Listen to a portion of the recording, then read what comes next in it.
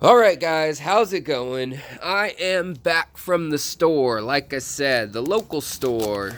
What more than the local store could you ask for? I have in here some Zebra Danios. And if you can see them, you've probably seen these before. Leopard Danios are actually the same species, it turns out, and they are just selectively bred to have spots instead of the lines, as are about 14 other fish that have thought in other periods of time they thought that they were different species. To the same effect, their range used to be thought to be huge. People thought that Zebra Danios occurred all the way from Pakistan, Afghanistan, over to India, Tibet, throughout the Himalayas, down into Bangladesh, maybe even over into Thailand and Myanmar for sure. Well, it turns out that actually there were multiple types of Danios that were related, but they weren't the Zebra Danios. So, at the same time, a bunch of species of Danios in the hobby are Zebra Danios that have been bred selectively for 100 years or 200 years, maybe even. And then at the other time, they are in the wild. There are many that look similar, but aren't quite Zebra Danios. It's a little confusing, but moving on from there, I wanted to tell you guys something kind of cool before we get into the setup here, which is super easy, guys. If you guys are new to keeping fish outside, I'm all the way up in Seattle. I mean, that's like the North Pole compared to the rest of the country, right? And these fish are incredibly hardy. These fish can withstand temperatures easily down to 60 degrees. Some people will tell you that they've had them over winter under ice, which if you have deep enough water, the ice can freeze on top, and below the water can stay like a good 10 degrees warmer than the ice is. So they're like 40 degrees, 45-degree water. So they can do that as well, go into suspended animation. The other crazy thing is that they can go up to 105 degrees in water, in puddles, in the dry season if they get stuck. They can hang out there for a couple weeks.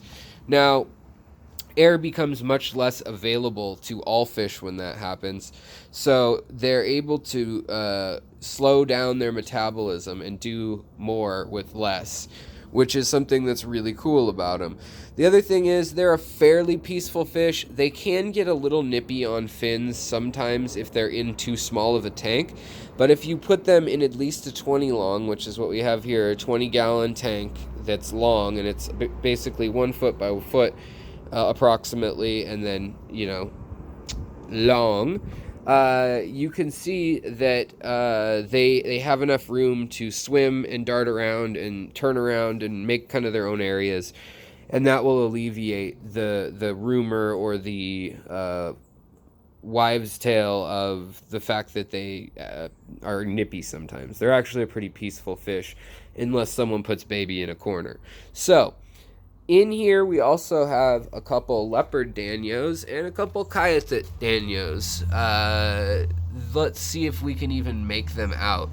I put a background that hopefully will shield them from predators. Hopefully the predators won't see them that well in here.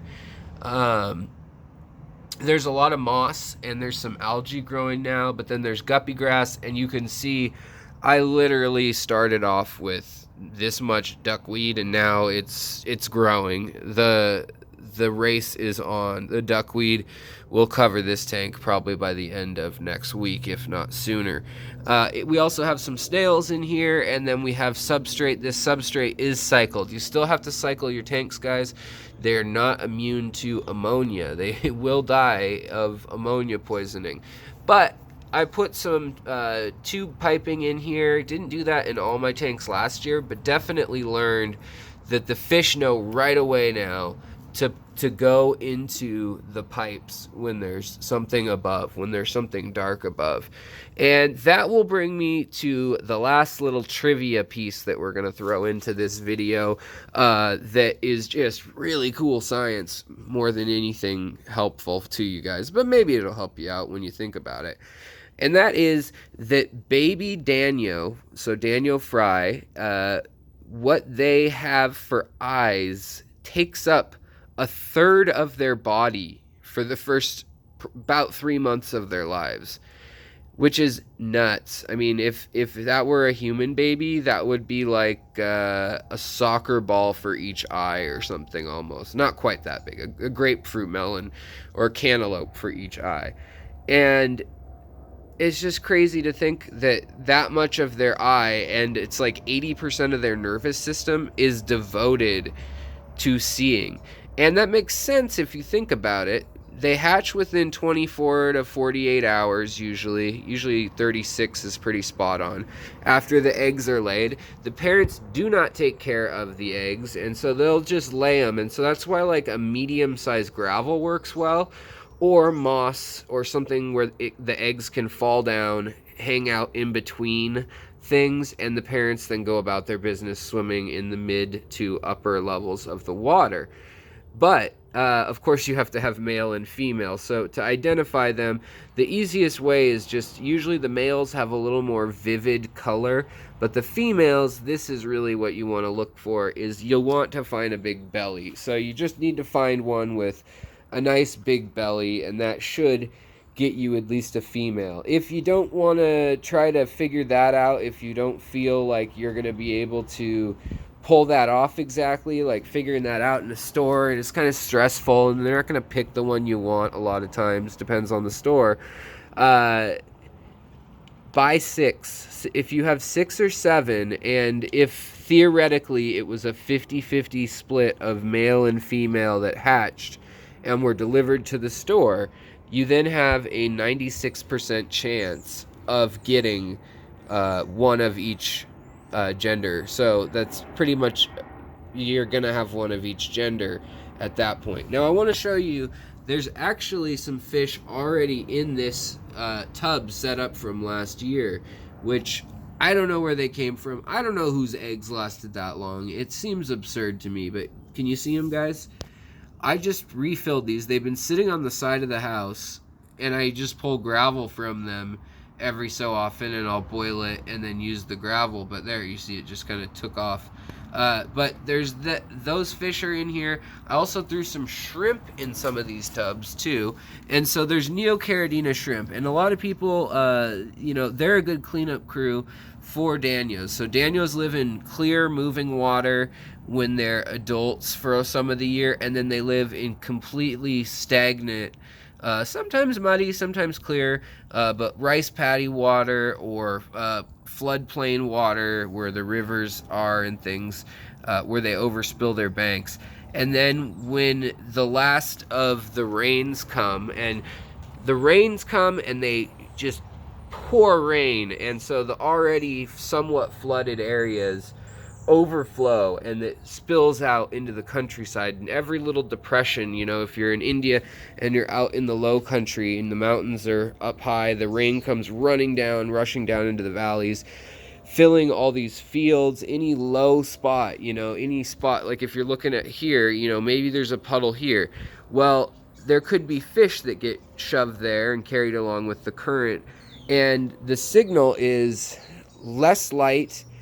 There's going to be plentiful protein food. So if you have live food, that's great.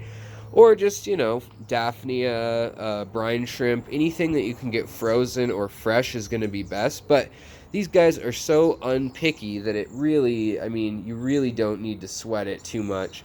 They're going to reproduce. These guys and white cloud minnows or mountain minnows, which are also going into one of these tubs, are right here. And both of them can do well without a lot of oxygen exchange. With the breeze out here, there's always a breeze in this alley of somewhat. Even now, when it feels completely motionless, you can see everything moves on the water and bugs land and stuff. And as long as this isn't super filled with critters, they'll be okay with the oxygen exchange. Now, granted, if you keep these indoors, you want to keep them in optimal conditions and everything, give them an air stone at least or something like that, so that you get the longest life possible out of your fish.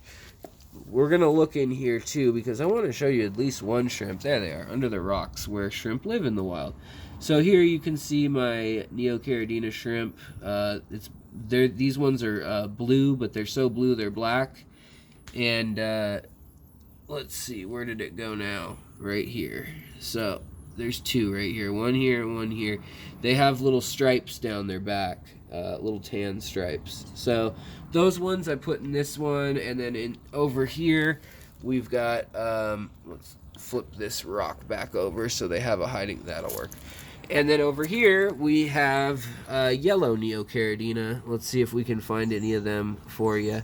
We're gonna flip this pipe down too, and yeah, so as long as the population isn't super high, you can do all right. And you can see the snails are already breeding in a matter of just a few days. Now this water's been out here a month, as have the shrimp.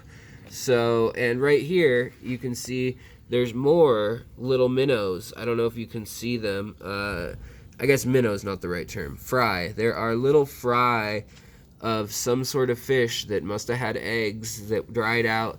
Maybe they could be killifish. I don't know. If you guys know what fish could have overwintered its eggs and rehydrated and hatched, let me know, because that is not a trait that I have heard of white clouds or Danios having the ability to do.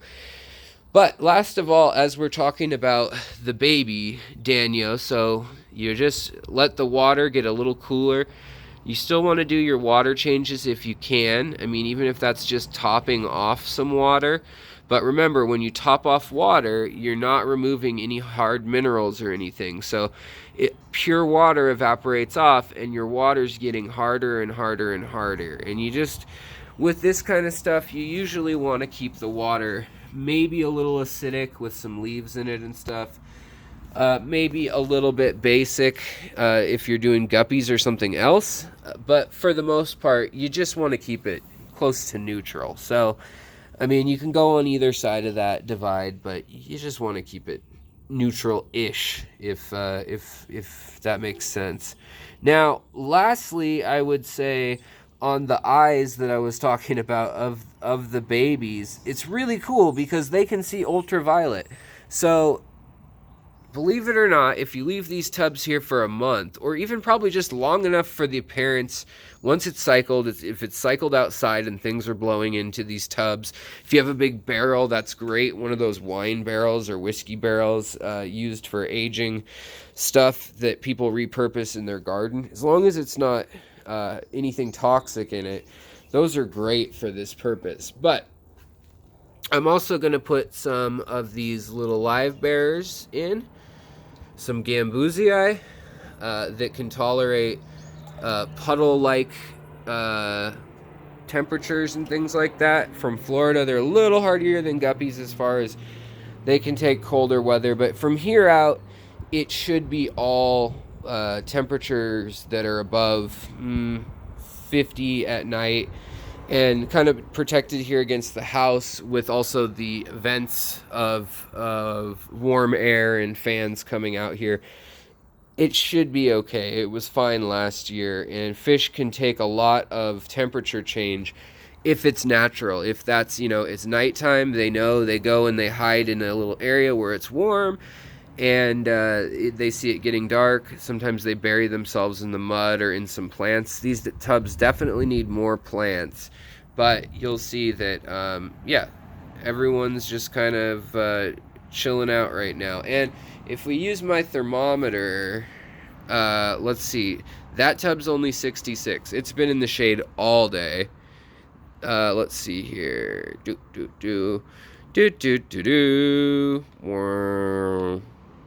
So this water here, 70 degrees in here, which is fine. I mean, that's a great temperature for the water to be.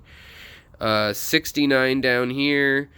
Sometimes if you check by measuring on the side of the vessel, you can get another number that is a little cooler. Yeah, so like 66. So deeper down, the water's a little cooler. But later in the summer, that water, it'll still be cooler a foot down, but not a ton. And the water actually holds heat pretty pretty well compared to a lot of other substances. But those babies, they'll already have the food they need. So just feed the parents. You can crumple up the flake food or whatever you want to feed them if that's all you're going to feed them. You can do that. But those babies have eyes that have all the abilities that our eyes do, except they can also see infrared. So they can see the light bouncing off the clear little plankton and stuff we can't see. It's literally under a microscope. It's small. You see it at 100 times magnification. And these little itty bitty, teeny weeny Zebra Danios are able to spot it, and they're able to find it, eat it, and then go hide for the day. And that's what they'll do. And these little scuds and micro crustaceans and things like that will be in the water. They're already in this water. I happen to know that because I have a microscope. But anywhere you have standing water for a month, 2 months, you're going to these things they just happen. It's just life. And so their eyes are attuned to that when they're little. And like I said, they take up a third of their entire body weight and more even in volume. And so you'll see the little minnows are teeny tiny, the fry, sorry I keep saying minnows, little teeny fry that are like an eyelash, as thin as an eyelash when they're first born. The parents will eat them. Don't get it twisted, those parents are rough. It's a rough neighborhood to grow up in. However, you'll be able to give them hiding places, and so we're going to work on that next. Before there are any babies, we'll have more plants and hiding places in here. Once those minnows, once those fry, I've got these Vietnamese mountain minnows, cloud minnows, stuck in my brain. Once the fry are old enough, 3-4 months, that they're more juvenile fish, they look like fish, and they're just small, their eyes will shift and change, and they'll actually end up having the cones and rods, which once these rods see dark things but see shapes and motion and movement really well, whereas the cones see color and detail but only in bright light really well. And we have a mix of these, except for right in the center of our vision, which is how we see like pinpoint stuff. When you focus your eyes on the horizon or something, that's when we have extra cells laid out in different patterns. But the rest of our the back of our eye is set up pretty evenly dispersed, and we see red, blue, and green, just like a TV pixel colors sees. And from that, we get all the colors that we can see as humans. And these guys see all those colors plus ultraviolet, like blacklight colors. But that's just the one that we kind of interpret other than sunlight that you may think of when you think of ultraviolet. So it's usually represented as purple. But it's not purple, don't believe the hype, guys. It's all colors that we can't see that are in a visible spectrum within a certain range. But the adults can't see that, which also helps the babies survive their parents, which is a cool built-in thing.